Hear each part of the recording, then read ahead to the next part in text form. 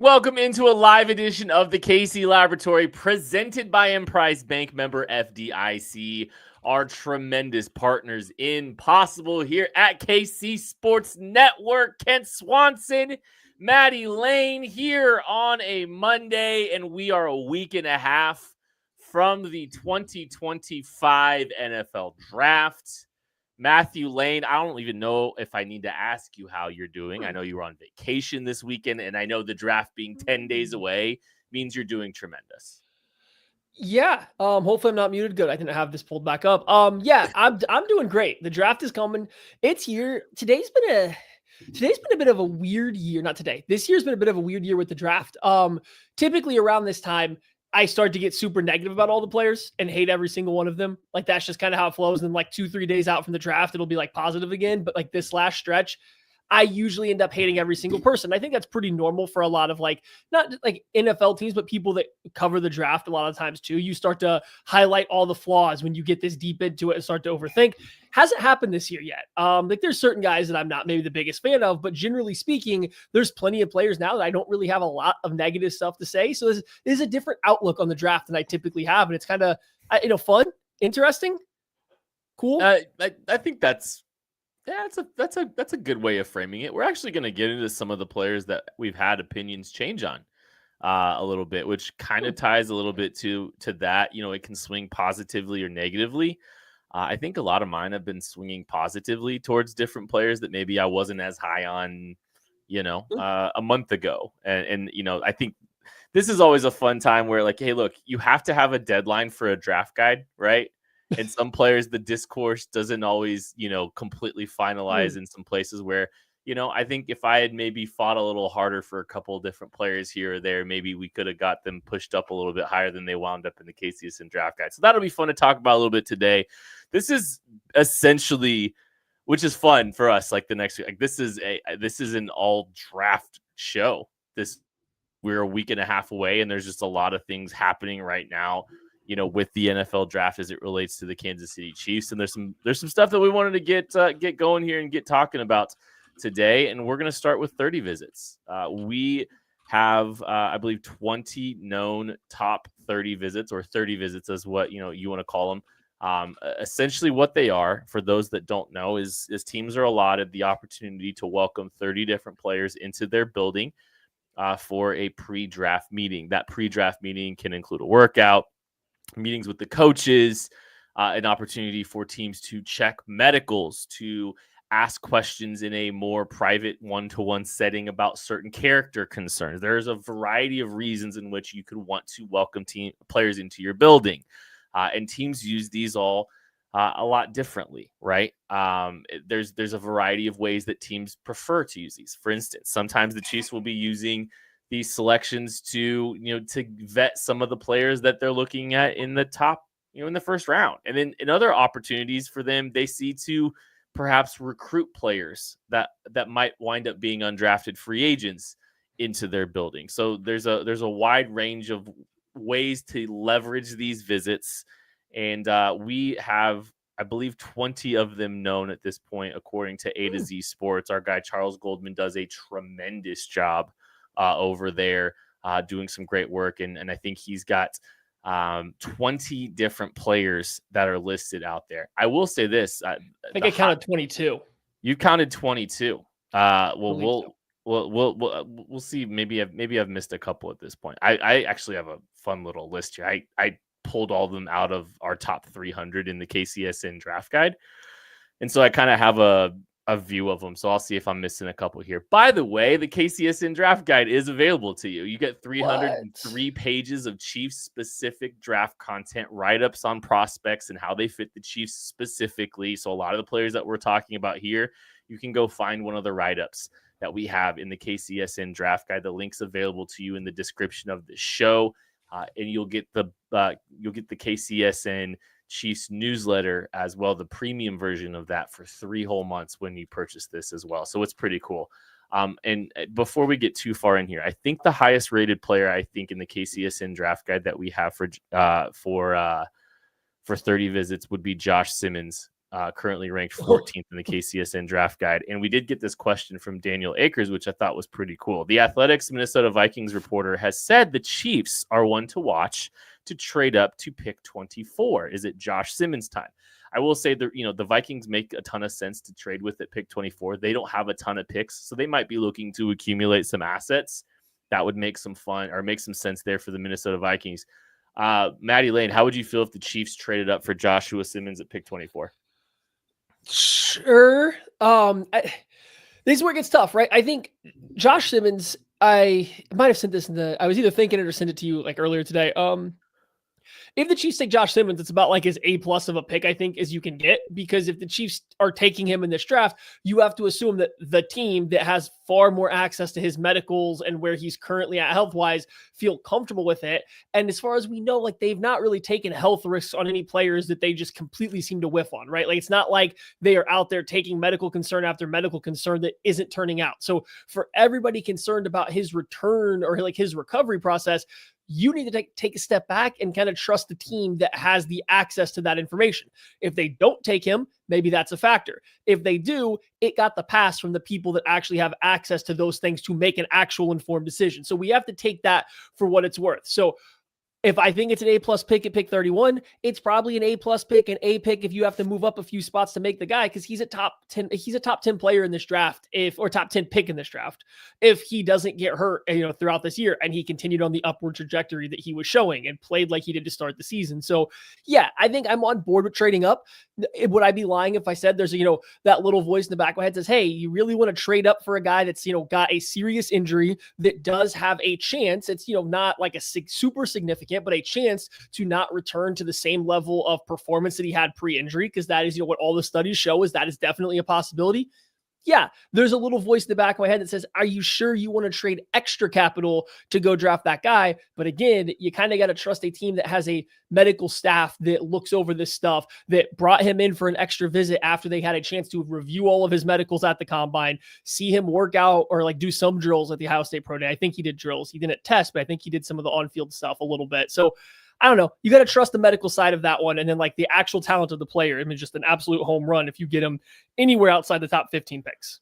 Looking at the draft math that would be required, trying to figure out how to make all the math make sense there. I think it would be pick 31 and 95 to get up to pick 20, or to get to pick 24. You're also probably getting a little bit of draft capital back. The math on a future 5th round pick from the Minnesota Vikings would make a little bit of sense. So, and if I'm not mistaken, when the Vikings traded back for, was it Lewis Cine? They took a pretty substantial hit in the overall thing. Like, they didn't collect a lot of capital, I think. You can't, don't hold me to this, but I feel like the Vikings recently have made a trade back early in the draft where they didn't actually get overpaid because they valued the picks more so than the higher pick or whatever the value of the picks came out to be, if that makes sense. Yeah, it does. So I mean, you'll get some varying opinions. Like, that's just one way to make the draft math work. There's a lot of ways that you can kind of make it make sense, but that's one way to try to slice it out there is using future assets. And there's a bunch of ways you can kind of make those things line up. And Maddie, I believe you are right that there has been 22. I think I see the 2 that I missed. They're both offensive line. I think there's a lot of offensive line. Do we want to start there? Like, I feel like that's one of the more interesting, I think, pieces of this conversation with the top 30 visits, or is there something else that you want to kind of get into when it comes to this? Yeah, I want to start one place outside of that. I want to start real quick with Damian Martinez, a running back from Miami, because it got announced today that the Chiefs are having him in for a visit. I believe it's tomorrow, or was it later this week? I forget when the days were, but it was like a 2 days where he was with the Chiefs tomorrow. Yeah. And so Damian Martinez, this visit's been known for a little bit. I just want to touch on him now because we have already given, before that news, Matt Hamilton for Matter Days, the homework of, going in, and we wanted him to watch Damian Martinez. So we are going to have a lot more to say about him later in the week. So we probably won't talk about him much right now. I will say, though, you kind of alluded to it, a guy that I wish that there was, there has to be a deadline for a draft guide. He's a guy, though, that has been slowly moving up my rankings, even from when I initially graded him for the draft guide to when I initially wrote him up to when I finalized the report to when I watched him again after that. Like, he's gone from, I believe he's up to like my running back 1, 2, 3, 4, 5, 6, 7 7 or 8 now. And I think that's even higher than where he is in the guide. So like I've liked him more every time I've watched him. Part of that's because I think his film got better as the year went on. And when some of that work started, it was stuff earlier in the year when he had a little bit of Miami weight, I think, on him. And as that weight came off, he looked a lot better as the year went on. So I just want to say we're going to talk about Martinez later in the week. So we're not going to touch on him a bunch now, but he is a guy that I think we all have kind of liked more and more the more we have watched. Damian Martinez could wind up making his way into like all 4 of our items in the rundown today if we really wanted to. And you're gonna get a lot of them on Wednesday. So I'm gonna leave some of that. I will leave some of that. I want to talk no more about him now. I just wanted to address it off the start. His name will be uttered later when we go through my mock draft that I went through. There's a little bit of spoiler. The timing has just been incredible. It's Damian Martinez week here at KC Sports Network, I guess. Back to the offensive line. So when you're looking at this group, and it seems like they've looked at the offensive line up and down the board, right? Especially the tackle position. When you're talking about these 30 visits, and you're right, we do have 22 of them. Because I had Gerard Christian Lichtenhahn, the Oregon State tackle, and Bryce Cable missing in my list. So there's 2 more offensive line. You're talking about 9 of the 22 known visits going to the offensive line, and a lot of those players being tackle. I just got done talking about Josh Simmons, and he's made his name well known on this program here the last few weeks. But there's also a few other names that I think are worth of interest. Arante Ursary, a Kansas City kid, played at Minnesota, probably going to get an opportunity to play the tackle spot. He's the 65th ranked player in the KCSN draft guide. Anthony Belton, the North Carolina State tackle. He's a top 100 player for us. He's coming in at pick 98.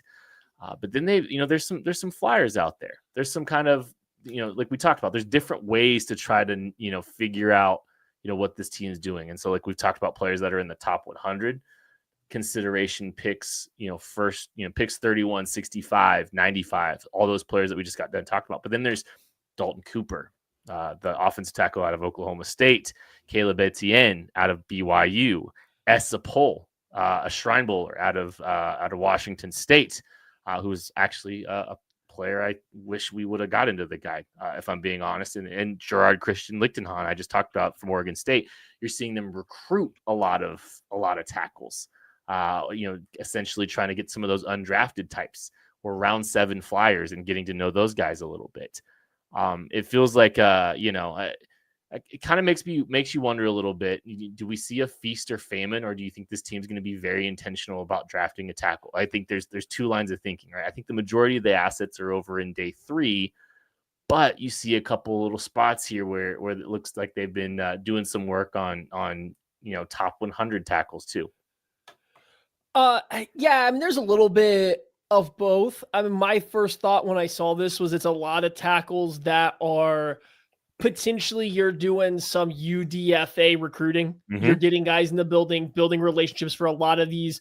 I don't even want to call them all developmental guys. Cause yes, when a guy's going late, if they work out, they are definitely developmental, but some of the guys, like just call it what it is, they're going to be fighting to even make an NFL roster throughout their career. But they're guys that have intriguing size, athletic traits, certain skills that you like. So it seemed like to me, a lot of them was just trying to get some relationships started for later on in the draft. Maybe you take them in round 7, maybe you don't, but you have that relationship built once it comes to undrafted free agency.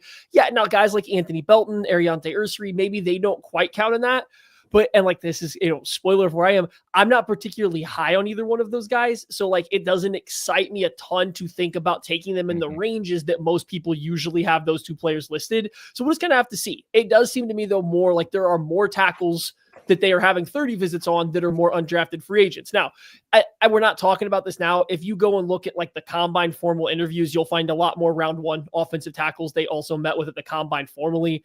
That doesn't mean anything either. None of this actually means a whole lot other than these are players the Chiefs wanted to talk to more. The tackle thing to me, I think it says that they're not going to force, a square peg into a round hole.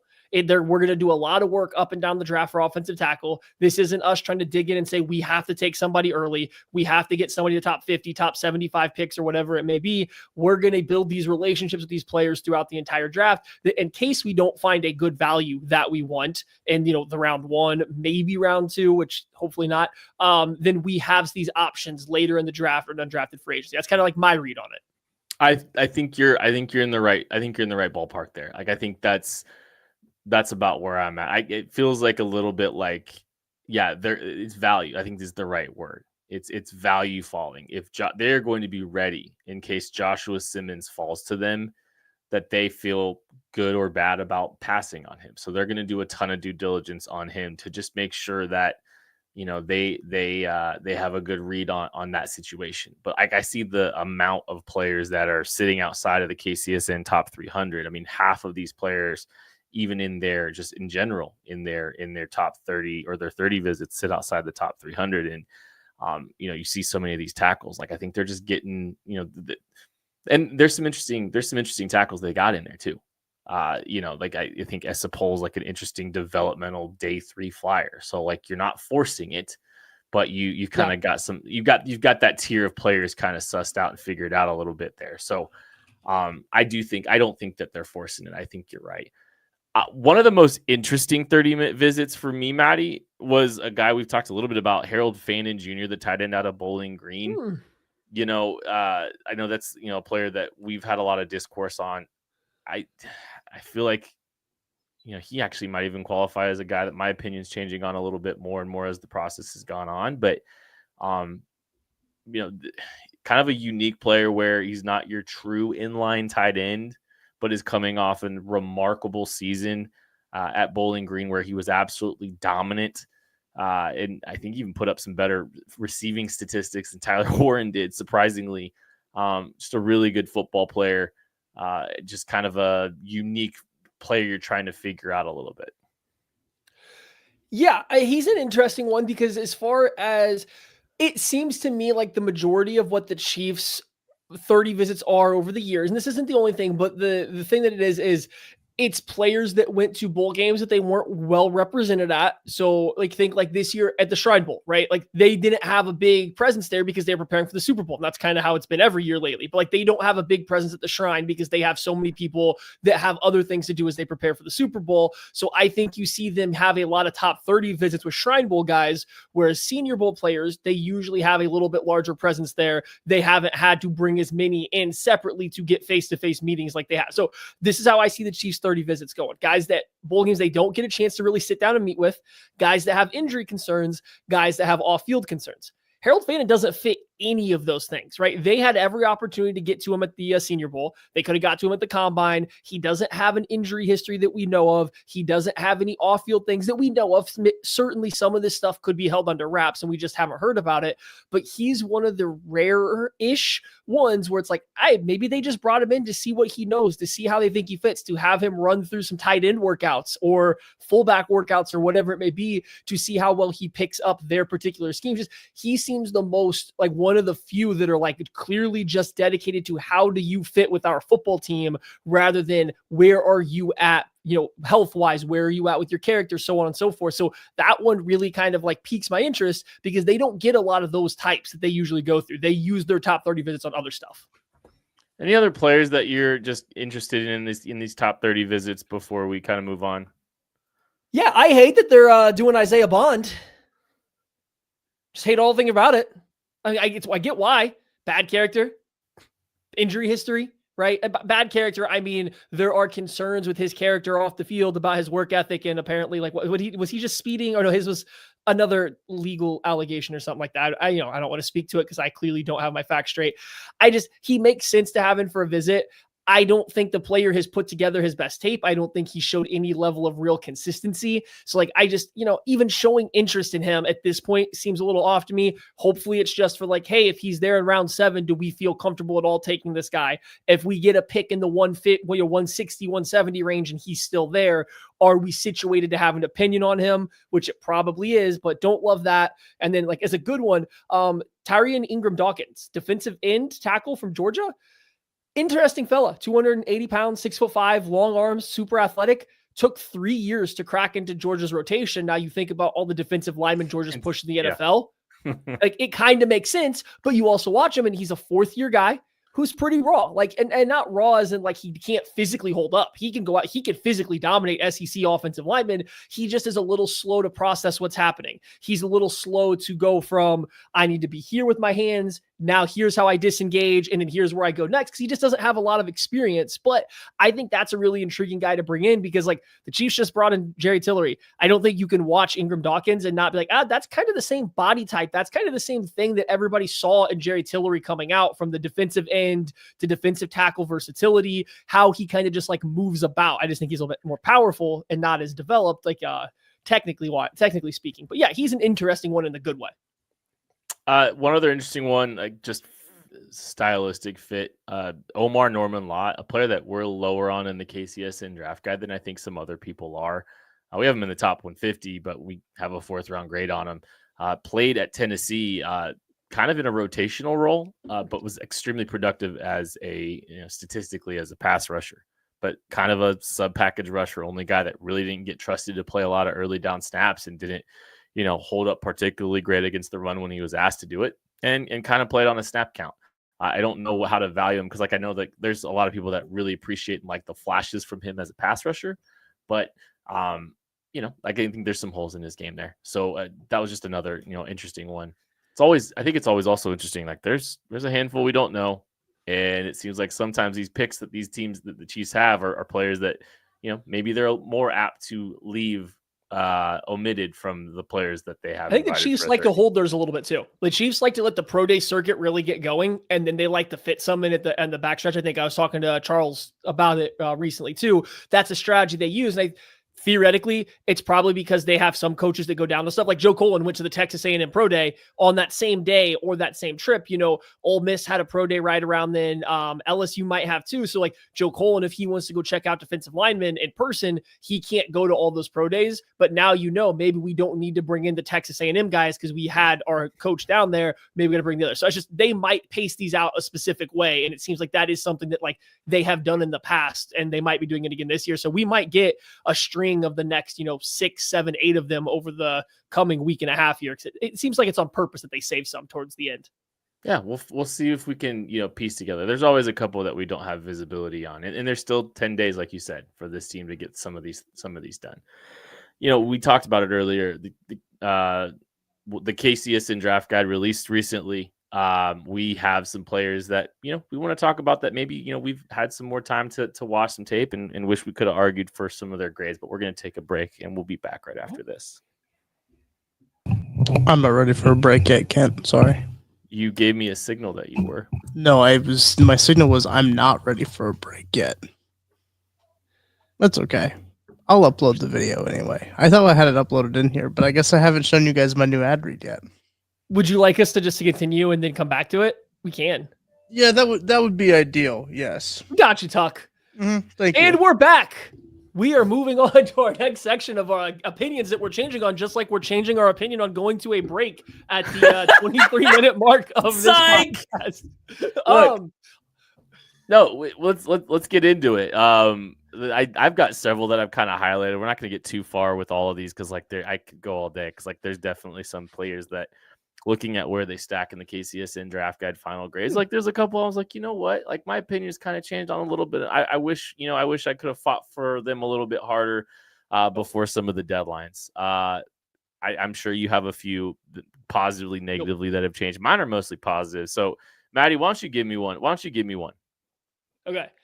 So actually, I have my, people that have followed us for a while. I do a horizontal board myself. That's just my opinions, not like anybody else that works in the KCSN draft guide, because I'm, kind of anal about draft stuff. And I want my own takes to be out there and represented by myself, because it's just kind of a lot of work that goes into it. You can find the link to that horizontal board in a Google sheet in the back of your KCSN draft guide. Just click the link. It's all up there and updated now. So you can see where guys that I am higher on than we have been in the draft guide, guys that I change throughout the next week and a half, or guys that I drop, it's all highlighted in there. So guys that I'm higher on, I'm kind of just working across left to right on my own horizontal board if you want to do it. Okay, here's two in the same position. I'm liking Kyle Williams, wide receiver out of Washington State, more and more. And I'm disliking Jalen Royals, wide receiver out of Utah State, more and more. So I'm going to start with Kyle Williams. It's actually not even that I liked him more and more. He's just a guy that I got to a little bit later on in the process. And by the time I got his grade in there, he was a little too low in the KCS and draft guide for me to fully bump him up and pull him a little bit higher. But I mean, I see a guy that I understand there's some risk there because of like the size profile, because of the competition, but he's a guy for the past 2 years, even going back with Cam Ward was chucking him the ball, that I've liked. I think I like his ability to play in the slot or out wide. He can be a 3-level threat, even though I think he doesn't deal with physicality great, but he's like oddly a weird undersized wide receiver that separates really well versus press and works off the line of scrimmage exceptionally well. So I don't know exactly where he fits at the next level. And I'm not as high as some people that are like, oh, he's a top 5, even a lock, like top 10 wide receiver. He's like right outside, right at that 10th spot for me. But yeah, I just like what I've seen. And then Royals, on the other hand, he's bigger, but he plays so much smaller. He just gets moved around by physicality in his route so much. I don't like that offense. They give him so much room to work on inbreakers because they line him up on the sideline. And I didn't like his ball skills, in particular downfield. I thought he didn't track the ball well. I thought physicality's thrown him off. So every time I rewatch those guys, I'm a little bit lower on Royals, a little bit higher on Kyle Williams. And so the point now that like I kind of have them those exactly tied.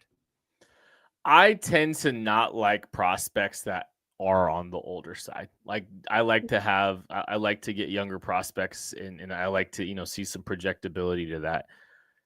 We had Darius Alexander at pick 57 or at the 57th ranked player in the KCSN draft guide. And we had a conversation, I think probably a month ago, Maddie, and we just kind of said, hey, like outside of like age, like what is there not to like about Darius Alexander's tape? And like, there's really just like, there's not much. This is a wildly impressive interior defensive lineman out of Toledo. Great first step that can he can get into a gap. He plays with good hand technique. He has good pass rush ability. When he was asked to play against Power 5 programs, he did a tremendous job, and he was one of the better players on the field anytime that he stepped on the field. You watch him drop in coverage naturally, organically, just an exceptional fluid athlete along the interior. The only real downside for Darius Alexander is he is 25 years old. And outside of that, there's really not a ton to dislike except for a lack of projection to his game. Darius Alexander, I feel like on talent, he's probably more in the top 45 than he is the 57. And I wouldn't be stunned to see him be one of those wild card names even as early as the end of Thursday's events. That wouldn't stun me in the slightest. If the Detroit Lions said, we don't care about age, and we said we're gonna draft an interior pass rusher, a player like him would make a ton of sense. So Darius Alexander, I feel like he's a player that probably deserves a little bit more love than he did. If the Jags don't take Mason Graham in round 1, I could 100% see them going that route at the start of round 2, because their GM came from the Rams, and their entire process lately has been drafting older guys, not caring really about the level of competition, but drafting older guys that are ready right away, that you don't have to continue to develop. So if they don't go interior defensive lineman in round 1, him to the Jags makes a ton of sense to me, right at the top of the second round. Maddie, I know your opinion changed a lot on Derek Harmon a little bit, at the more and more of that you've watched him. Do you feel like 43, where he is in the KCS and draft guide top 50 is appropriate, or do you think he probably should have been snuck up a little bit higher? Nah, that's a little low. And even for me, I think when I first watched him, I probably even had him a little bit higher than at that spot too, if I'm not mistaken. Actually, I feel like I was somehow the high man on him, despite also getting higher on him as it went on. It's very weird, but he's a tricky one because if you watch the wrong game, he does nothing. If you watch the wrong game, he just runs a bunch of loops. And it's kind of impressive for a guy his size to do as much stunting and twisting as they do on the defensive line, but it doesn't feel overly impactful. And because he's always slanting, whether it's as the pick player as the looper, he doesn't always get to show how stout he can reverse the runs. So really, you can watch the wrong game or two of Derek Harmon and come away thinking not that he's bad, just kind of I don't know, what does he do really well, and where are the flashes? So he's a guy that the more games you watch the sample size get bigger. He kind of grew on me because while I still think he struggles from the same stuff, that it's a lot of twists, it's a lot of stunts, it's a lot of weird rush angles that they set up with their scheme, you see athleticism that pops. You kind of just have to look at plays sometimes that nothing happens on, just be oh,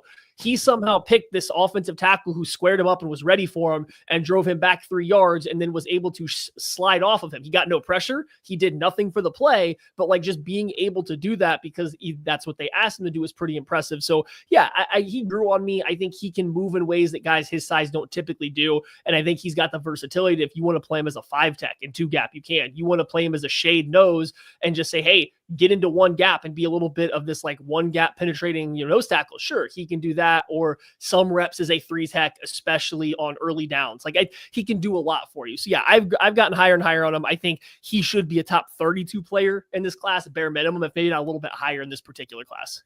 I've got a few more for you, and I'm sure you might have a few as well. Tucker has given a signal to indicate that this thing is ready, but he has messaged me telling him his break's ready. We're going to take a break. We'll be back right after this. Looking for tickets for your next event? Tickets for Less is your #1 source. Save big on every purchase when you use promo code KCSN at ticketsforless.com. Success in real estate takes more than vision. It takes the right financial partner. When someone takes something rundown and turns it into something great, that's called a comeback story, like Brain Group. They take distressed properties here in KC, completely rework them, and then turn them into valuable real estate. But that kind of work needs the right bank behind it. Enter Emprise Bank. They're not about cookie-cutter loans. They saw Brain Group's vision, backed them, and now they're making big moves in Kansas City real estate. Talk about your partner in possible. Emprise doesn't do one-size-fits-all financing. They invest in potential and back growth. Visit emprisebank.com/KC to learn more. Emprise Bank, member FDIC, equal housing lender. Are you ready to win some real cash during the basketball playoffs?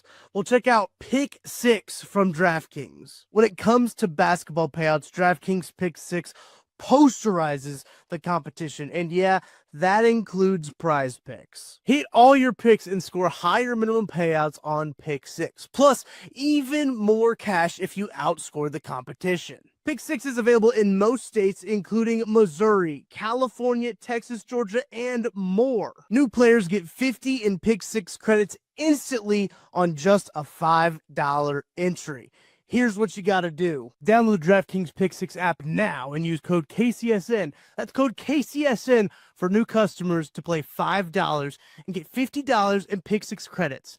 Better payouts, bigger wins, only with Pick 6 from DraftKings. The crown is yours. Gambling problem? Call 1-800-GAMBLER. Help is available for problem gambling. Call 888-789-7777 or visit ccpg.org in Connecticut. Must be 18 plus. Age and eligibility restrictions vary by jurisdiction. Pick 6 not available everywhere, including New York and Ontario. Void where prohibited. 1 per new customer. Bonus awarded as non-withdrawable Pick 6 credits that expire in 14 days. Limited time offer. See terms at pick6.draftkings.com/promos. The people love Tucker's read there, and I don't blame him. It's one of the best things Tucker's done. Pretty good. I know the audio only people aren't going to appreciate it, but you need to go and watch this video just so you can see. It's like the 33-minute mark. Come watch the video. Come see Tucker's new read. It's fantastic, and it is a visual. It's visual. You got to check it out. I cut you off, Maddie. Though, is there other players that maybe your opinions changed on a little bit in this draft? I've got a couple more that I want to speed around before we move on.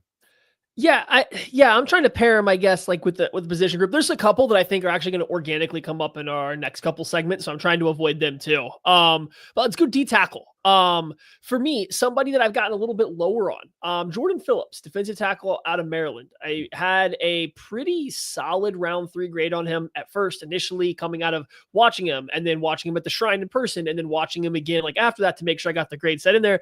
But I went back and redid a film room for him. You can find that in the KCS and Discord. And I found myself when looking and trying to get clips for that and like thinking about how to discuss what's going on. He seems a little bit more limited, I think, than I initially thought. There's not a lot of range to what he can do. There's almost no versatility. And given his smaller frame, I don't know if he's a guy that you even can come out there and dominate as like a run defender, as a guy to eat space. He doesn't really get anywhere with it. It takes him a while to disengage from double teams and stuff. So I got a little bit lower on him. I think he's still useful as a rotational run stuffer, but man, the lack of size I do think showed up. And then conversely, a guy that I've gotten higher on as I've watched, JJ Pegues, defensive tackle / running back out of Ole Miss. Tight end, QB.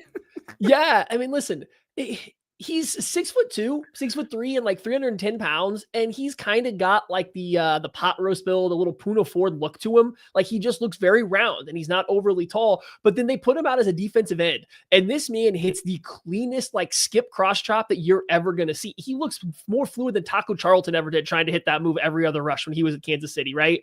And it's just, why does a guy with his body shape do that? He's just so flexible. He's very quick, like sudden. He changes directions very well. So I don't know what his floor is as a run defender early on, because like while he has size, I do think he can be moved. He offers up bad body angles a lot. Some of that's the Ole Miss defensive system. Some of that might be him getting too tall, trying to slip. I don't think he loves playing into tight condensed spaces a ton. He would rather shoot gaps and get out in like the open field. But as a situational pass rusher early on, as a, that can double as a short yardage back from the Wildcat or as like an actual running back, I actually think there's a lot of upside there. His, like I said, his flexibility is kind of crazy. So he's somebody that I've gotten higher and higher on again, like as the process has gone on as well. Yeah, let me speed run through a few before we move on. So I'm primary on linebackers, the primary grader on the linebackers, and I'm a little stingier just across the board with grades than these guys are. But there's a couple linebackers I don't love where they wound up sitting in our consensus 300. Okay. I got something I'm higher on than you, so I was interested. I'm high. This is regret. I was too low on Demetrius Knight, the linebacker out of South Carolina. And this is another older prospect. So maybe there's a little bit of age bias going into there. Wasn't quite as like big and imposing as some people thought. He wasn't 6'3", he was sub 6'2", 235 pounds, ran a 4.6 at the NFL Combine. But I think as a will linebacker, like I think this guy has a lot to offer and can probably get on the field a lot quicker than where he settled in as like a late 4th round grade. I think, he's got an opportunity to see the field a little bit quicker, and it wouldn't stun me to see him sneak into the back end of day 2. But as like a pure, like will chase player, like there's a lot to like there. And pretty good instinct still for a guy that I think I probably underestimated those a little bit. Cody Simon too had a tremendous pre-draft process. He had a great athletic testing day at the NFL Combine, and he's popped several times just watching tape the last week. Like there's been different games that I've just seen him just continue to make plays, and I absolutely love his instincts. I'm a big fan of him there. Another older kid, another older prospect there too at the linebacker spot. And, maybe there's still always going to be room to grow mentally, but maybe he was just so far ahead of the curve at the college level because he'd been there for a minute. But I've really come to appreciate Cody Simon's, his instincts, both in coverage and against the run. He's just done a tremendous job in some tape I've seen recently. And you pair that with a pretty good athletic profile too, right? He's one of those linebackers, he's right at that 230 mark. And so I don't know. He's in a class full of tinier linebackers. Like I think he deserves a little bit more love than where we wound up having him at number 172. One more, as we're speed rounding, Tommy Hill, cornerback out of Nebraska. Oh. If you told me that he was pick 133 for the Kansas City Chiefs, I would not be stunned. We have him just inside the top 200 at pick 194. But watching him, like he's a prototypical Steve Spagnuolo cornerback. I think he's really physical and pressed at the line of scrimmage. He's got the ideal frame at 213 pounds, and he is a willing participant in the run game. I'd like to see him, I think I should have fought for him a little bit harder earlier than where he is. And I wish I would have got to him a little bit quicker because I think I would have had him a little bit higher. So there's some speed rounds for you. Some guys that I was just like, I wish I would have fought for. I wish I would have had time to fight for them a little bit harder and move them up a little bit more. I should have fought with the linebackers, I guess is what should have happened. Yeah. Here I got one more. I don't think this is necessarily a big one. But Kevin Winston Jr., the safety from Penn State, he only got to play like a half a game this year, but he should be in the conversation with Eminwari, Makuba, Watts for the safety too, behind Malachi Starks. He shouldn't be like clearly a round behind, those other guys. I think that he goes right up there. If you were to tell me like the one guy that's going to be the best, just pure strong safety out of that group, the best against the run, the guy that's going to be most assignment sound coming downhill and stuff, it's probably him. So like I just think that the injury put him out of sight, out of mind. He doesn't get quite the same benefit of the doubt because you didn't get to see his final year of like development in college. It's just kind of a little bit of an unknown. So like I just think he's somebody that like if you go back and watch and just assume he doesn't have just like one step of improvement to still have, there's like 2 steps there because we didn't get to see this like final year. So I think he's a guy that we're not like low on by any stretch. He just, and like I was a culprit of this too. He just got a 3rd round grade, and like I believe if you're going to give a second to those other safeties I named, he probably belongs right there next to all those guys. Yeah, so there's some guys that our opinions have changed on, and if you hear us hyping them up a little bit more than where they wound up in the KCSN draft guide, you probably know why. So I think those are some players that our opinions have changed a little bit. So I've been doing this thing I think 6, 7, 8 years with a bunch of different people across the United States. It's a 32 team or 32 people in a mock draft. Every person gets one team. It's different fans from across the entirety of the country, right? So you're getting a variety of perspectives from people that love the draft, pay attention to the draft, and also like have a beat on their team and how those teams, might like to operate and what they'd like to see their teams do. So it's fun to get outside of like our typical bubble, and we see the players that we value at certain spots and maybe try to see how they stack up against, the perspectives of other people across the country. And I did one thing this year. So it's a 7-round mock draft. We're in the middle of it right now, but I wanted to share the first 2 days of the draft with you guys so you could kind of see where things landed for the Chiefs. And I did something a little different than I normally do. Because this draft is so weird, right? Like for me, like I think there's so much variance on opinions on players, and like I think you're expecting some surprises here or there in day 1 of the draft and probably day 2 as well. I decided I wasn't gonna make any trades. I was going to literally sit where the Chiefs are currently at all these different pockets, it's at 31, 63, 66, and 95. I'm staying put. I'm not trading up. There's several times I would have traded up, I think, but I just wanted to see how the board would fall for the Chiefs and how different players and how certain players would be valued outside of our kind of conversations that we always get into and all that. So I'm going to share the top 100 selections. I got 4 picks for you. And Maddie helped me with a couple of them. As we were talking it through, begrudgingly. But I still get pick 31. And let me read who went 25 to 30 for you, so you kind of have an idea. It was Malachi Starks at 25 to the Texans, Walter Nolan at 26 to the Colts, Tyler Booker, and then Josh Simmons went 28. Josh Connerly went 30 to the Jaguars. A lot of tackles came off the board. Only a couple receivers went off the board at this point. Couple running backs. Derek Harmon very was already 2023 draft coded. Yes. In it probably looked like it was a pretty good draft board for the Chiefs around pick 20, and then come pick 31, it didn't look so pretty. Mm-hmm. So we're looking at like a Kenneth Grant was available, the defensive tackle out of Michigan, Emeka Egbuka, wide receiver, Ohio State, Savon Ravel, cornerback out of Eastern Carolina, Trey Amos, cornerback out of Ole Miss, Luther Burden was available as well, Travion Henderson.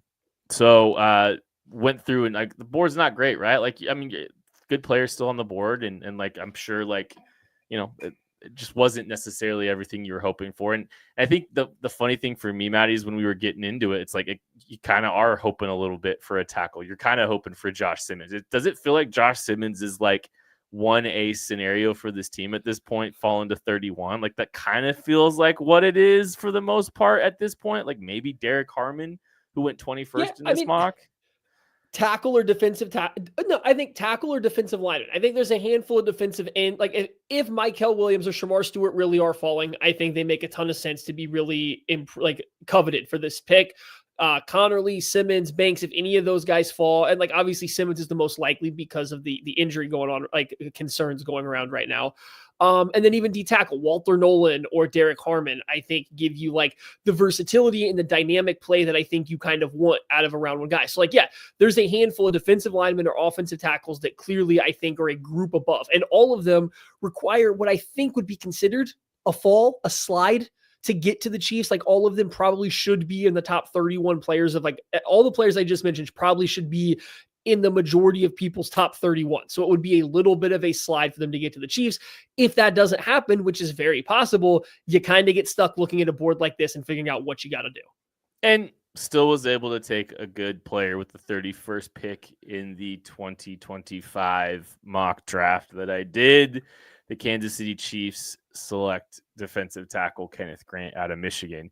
And, you know, we were going through the scenarios and like we were a little bit whelmed as we were talking through the options. But like, I think if we get to draft day and that's how the board falls for the Chiefs and they're not able to move up or they don't want to move up, whatever you want to call it, and they land Kenneth Grant, I think we're going to be happy with it. Like, I think I'll walk away from Thursday night happy that they were able to grab Kenneth Grant because this is still a very good football player that I think can fit in well with the Kansas City Chiefs, has some run chop ability, can play like we talked about, like, you know, last week, like he can play a shade. He can play as a one tech. He can rush the passer a little bit. He can provide some snaps for this team. So like, I feel like I'd walk away pretty happy with Kenneth Grant, even though like, obviously there's some players that I hope fall a little bit more than he does. Yeah. This is a guy that I didn't want to mention earlier because I knew he was going to come up here. He's a very good player with a lot of upside. He's young. There's a lot of talent there. There's very clearly a lot of reasons to like this pick at pick 31, or if he goes earlier, it would make a lot of sense. That said, I came out of my film room on him and like rewatching him, and I was a little bit lower, not on necessarily where I was, but a little bit, but more so on where a lot of other people are. I was like, where do I play him and know I'm getting a good player? Yes, there's versatility to play up and down the offense or the defensive line, but where do I play him that says he's good to go either right now or where I clearly see he's going to be in the future? I don't think he's a dominant run defender. I think he gets moved a lot for a guy of his size. He's very quick. He's very agile for a 330-pounder, but I don't think he always plays with enough power to match how much surface area he has for blockers to touch, which shows up as a pass rusher. He can't get as skinny as other guys. He can't dip his hips lower. He kind of has to win with the same stutter two-hand swipe move, which is phenomenal, but like that's how he wins. So it's just, I kind of get stuck a little bit like, is he just kind of good at one tech, kind of good at nose tackle, kind of good at three tech, kind of good as a five tech, and not really good at any of them? So I do have some concerns that like, will I be happy if they take him? For sure, because I will easily talk myself into the upside because there is so much just raw talent there. But I do think that it might be a little bit more of a process transitioning him from Michigan to the NFL and figuring out where he sticks at best, especially early in his career, to get like starter level play for his first 2 to 3 years in the NFL. And it does, irk me the wrong way that you get this guy as like a number one player in the freaks list and every testing he does is just like good. Nothing's eye popping. Nothing is Jordan Davis level eye popping. It's just good. And like, that's frustrating after years of hyping it up. Not that it matters. That's just like a personal vendetta that I now have against Michigan. Yep. Very underwhelming from Michigan. I think Robert Stallions had something to do with that too somehow. I don't know. Some are saying maybe he doctored the video on all the workout testing for Michigan. Some are saying that's me. I'm the one saying it. Second round went very well for the Kansas City Chiefs. And I wanted to sit there and I just wanted to see how things fell. And I was very excited to see several players that I had some interest in. But I went with this one with the 63rd pick. The Kansas City Chiefs select edge Landon Jackson out of Arkansas. I think like if you told me that the Chiefs took Landon Jackson at pick 31, I would be surprised, but I wouldn't be floored if the Chiefs took this type of player that, has the measurables, the frame, the way Steve Spagnuolo likes his defensive ends. I was over the moon to get Landon Jackson at pick 63 for the Kansas City Chiefs in this draft. And getting to start Grant Jackson was just a phenomenal start to this draft for me. Even sitting there, losing some value in round 1, but gaining some value, I think, at pick 63. Yeah, I mean, I think Landon Jackson here makes sense. I think this is like the bottom end of his range. I think with the way he tested, some of the flashes he's shown throughout there. And like, I think when you get to know the person, like he had a great interview, and I forget where I heard it, where he just talked about like, hey, sometimes I had to play 4-eye and I didn't get to play outside as much as I like, not would have liked to, but I didn't get to just pin my ears back and rush from like a legitimate outside rushing alignment. And I think that goes into it. And this is a mistake that I've made in the past where when a guy is aligned as a 4-eye, they have to play the run first, then they have to play contain, then they get to the quarterback. You go, you're a slow burn pass rusher. You don't win quickly right away. But if their goal isn't to win off of step 1 or even step 2 of their get off, it gets a lot harder to beat an offensive tackle when they comfortably get into their set. So I think there's a little bit more room there for him to grow as a pass rusher. I do like this pick a lot there. I don't know if I'd be shocked if he's there at this point in the draft, but I definitely think that this is like the bottom end of where his range is going to be. I think it's just, you lose a little value in round 1, but I feel very happy. I'll be thrilled if that's pick 63 for the Chiefs here in a week and a half. And Ronson Trait says, hey, love this pick. 0 chance he's there. I get the sentiment, but like, I think this was really good for me to just level set a little bit and get perspective outside, because like this board is going to be all over the map between picks 10 and 80 for a lot of people. And we're still in that 10 through 80 range. Like, I think there's a lot of varying opinions on some of these players. I don't know if it's complete. Like, I do agree. Like, I think that's like the bottom of the range for him, but I don't think that's no chance he's there. I think there is a chance that he's there, and just kind of seeing this scenario play out and seeing these players kind of, how they're going. I'm looking at the players drafted ahead of them, and there's no great, like, yeah, you know what? I don't think there's any chance this guy's going. I think it's an entirely logical scenario to get to a Landon Jackson. So, based on some scheme fit stuff too, like with certain teams maybe looking at different defensive ends, that fit a different mold than what Landon Jackson presents. He just happens to be, I think, a guy that we prop up a little bit as a great fit for the Kansas City Chiefs. So maybe the perception of some of the other edge rushers in the class is a little bit different than what we have here in Kansas City, which is, again, kind of part of the exercise and why I appreciated doing it. All right, so we kept this thing rolling with pick 66. The Kansas City Chiefs, they get their X receiver and they take wide receiver Jaden Higgins out of Iowa State. This is a guy I almost took with pick 63, but Alec Ayomanor and Jaden Higgins were both available at pick 63. So I said, I'm going to roll the dice a little bit and hope both of these guys don't go in the 2 picks excuse me, that happened between 63 and 66. And the Chiefs got Jaden Higgins, the wide receiver out of Iowa State. I know this as a guy, obviously, that we're very high on the KCSN draft guide. I think we have a top 35 grade on him. So being able to get a guy like that can play the X receiver, pretty good. I felt really good about where this draft was sitting for the team. Yeah, I mean, no notes on this one. You get one of the, at least body type wise, premier X wide receivers. I know some people have questions about his ability to beat press and play on the outside. And like, hey, I don't know. I see a guy that size that's that fluid of a mover and willing to, and like has like a press release bag, like a releases off the line of scrimmage. I figure you're going to give him a chance. And worst case scenario, you get a guy that has to play 50-50 inside, outside, and figure it out from there. But like at this point of the draft, I don't know how anybody could be negative about this Higgins spot there. That is a very easy, like run that one right on up kind of pick. I'm going to ask for the grade as I sit through 3 picks from you, Matthew. What are you giving me? A, so like A, and I'm a very harsh grader, right? If you take someone that's like exactly on the value of the picks, like every single pick, you'd be getting a C. Maybe if some guys are great fits or have a great upside, we would start bumping stuff half grade. So like me saying an A, or even if I went A- here, which I considered, that's not me saying bad. That's very good. I grade drafts very harshly because I think a C is a completely fine average draft, not a bad grade. Like, your NFL.com articles are afraid to give out C's to anybody. We're gonna delay doing too much of a breakdown on pick 95, which is the last pick I've made for this, because the Kansas City Chiefs select running back Damian Martinez out of Miami.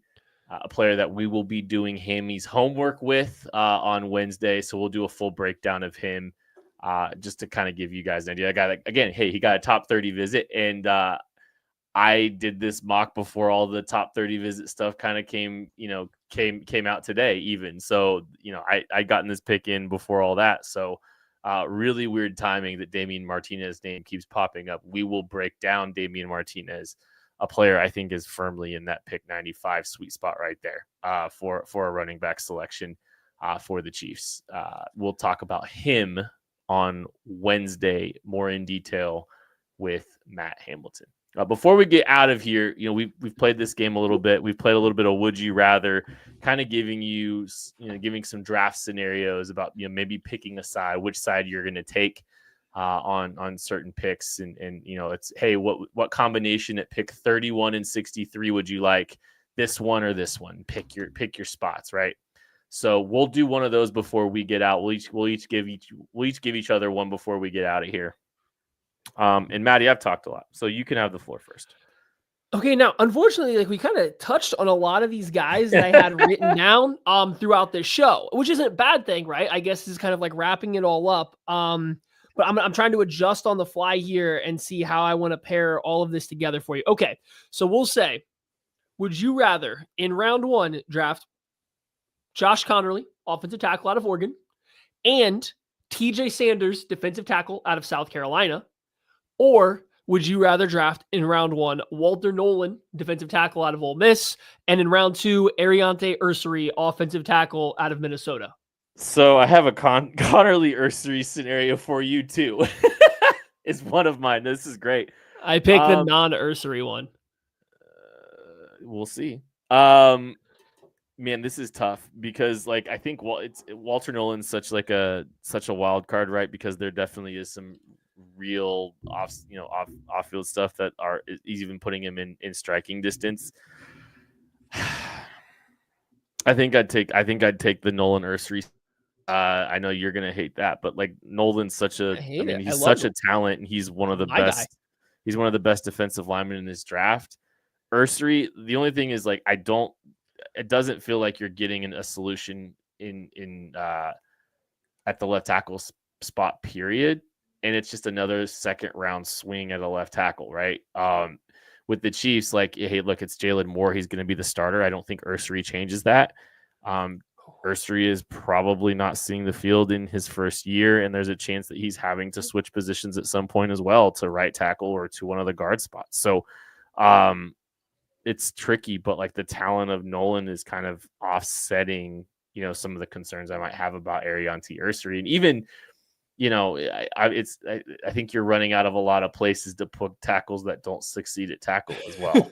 So yeah. You're starting to see a log jam, and I feel like that's a process that I don't love. But man, Nolan's such a better tackle than Sanders is a tackle for me, a defensive tackle. And I think Connerly's a potential long-term solution though. It's a fantastically drawn scenario. I will say that. Yeah, that's what we were going for. You kind of nailed it. I'm taking option 1, and I'm not thinking twice, but I think option 2 is very risky. And even as somebody that had Walter Nolan as my guy, and I have him as my defensive tackle 1, I have him over Mason Graham. I think he is the best defensive tackle in this class. I think that there is still the character concerns with him that no matter how much background work you do, at some point in time, he could decide, I don't want to work hard today. I don't want to work hard this year or whatever. That's a possibility with him, right? And then I think there's a pretty big possibility that Ursary's not anything. I just think that he might get lost in the shuffle. He's played a lot of football and still has a lot of technical issues. I think a lot of very mediocre pass rushers have given him a lot of trouble with his terrible footwork, with his hand usage. And this is a guy that has started for 3 or 4 years now at Minnesota. It's just, I don't know. I don't see it with him. He's a guy that doesn't click for me. So I would be very nervous to take him in round 2. And then, like you said, where do you plug it? You assume Trey Smith long-term contract's coming. You were kind of hoping Kingsley is the answer at left guard, but even if he's not, I liked him as better as a prospect than I like Ursary coming in. It's what what am I planning on doing with him moving forward? He, to me, is like a lower upside Lucas Niang. He's like Lucas Niang after the hip injury is kind of like how I see him.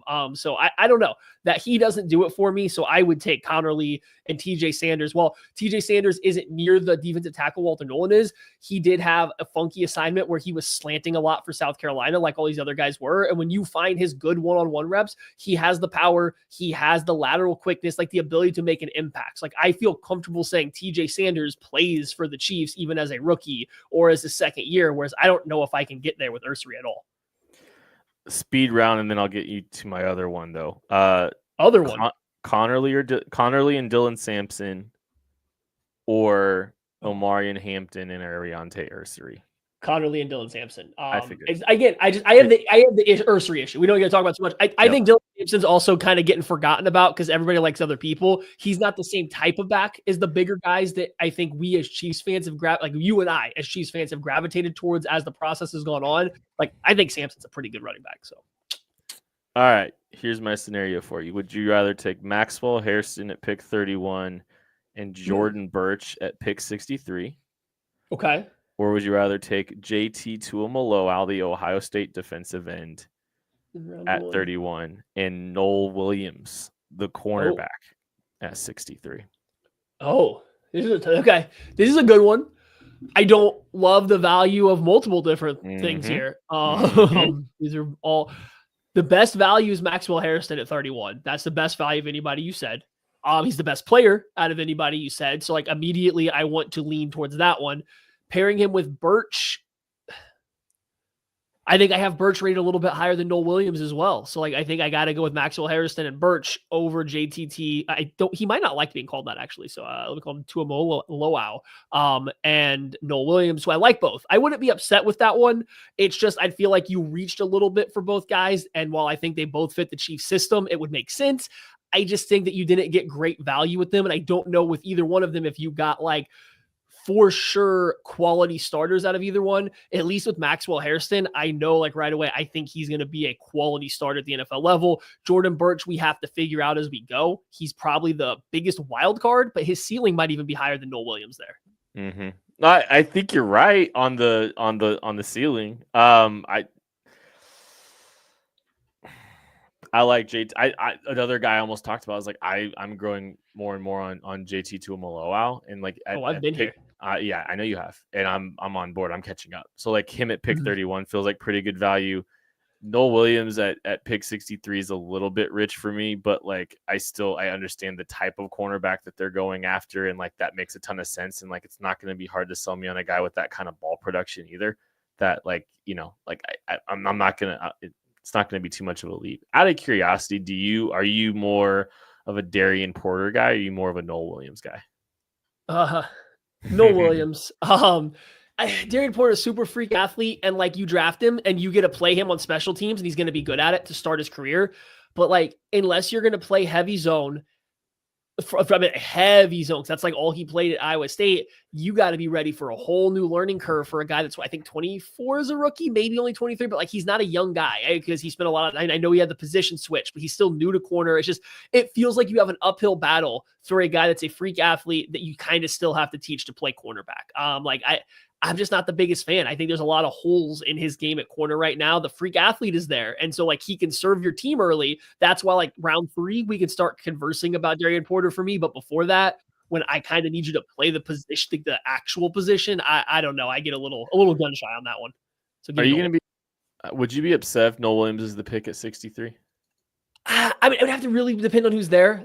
So here's the thing. I think it's really easy to run out of picks that I would like at 31. But it's kind of hard to do that at pick 63. I think there's going to be more guys at 63 that I'm like, I'd rather have him than Noel Williams. So like upset's a strong word, but like, I don't think that's a sweet spot for him at all. I don't think that's a great pick, no matter how I slice it at that point. I think we should all prepare ourselves a little bit for wonky boards, and you're going to hear names. And like, I think it's really good to introduce names into pockets that you aren't currently anticipating.